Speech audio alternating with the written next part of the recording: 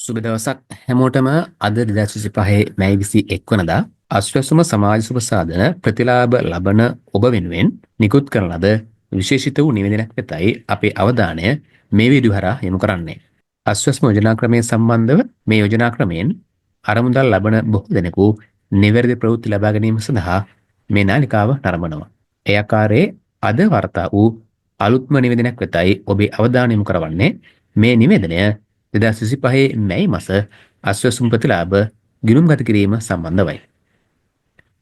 සුබසාධක ප්‍රතිලාභ මණ්ඩලය මගින් 2025 මැයි 21 වනදා මේ නිල නිවේදනය ජනමාධ්‍ය වෙත නිකුත් කර තිබුණා. අපි ඒ සම්බන්ධව දැන් අපි අවධානය යොමු කරමු. ජනමාධ්‍ය නිවේදනයයි. අශ්වසුම මැයි මාස ප්‍රතිලාභී දීමනා බැංකුගත කිරීම සම්බන්ධවයි. සුබසාධක ප්‍රතිලාභ මණ්ඩලය විසින් මැයි මාසට අදාළ අශ්වසුම ප්‍රතිලාභීන්ගේ දීමනාව 2025 මැයි මාස 22 වන දින අශ්වසුම ප්‍රතිලාභීන්ගේ බැංකු ගිණුම් වෙත බැර කිරීමට කටයුතු කරනු ලැබේ. මෙලෙස අශ්වසුම සුබසාධක ප්‍රතිලාභී වැඩසටහන යටතේ සුදුසුකම් ලැබූ පවුල් 14,23,895ක් සඳහා රුපියල් 11 බිලියන 274 මිලියන 314 දහසක මුදලක් අශ්වසුම් ප්‍රතිලාභීන්ගේ බැංකු ගිණුම් වෙත බැර කිරීමට නියමිතය.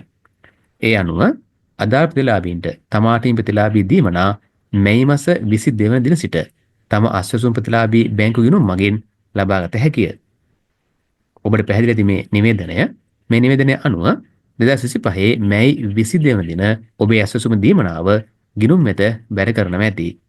ඒ අනුව 2025 මැයි මාස 22 වන දිනේදී ඔබට එම මුදල් ඔබේ බැංකු ගිණුම් හරහා ලබාගත හැකි බවයි මේ නිවේදනයේ දක්වා තිබෙන්නේ.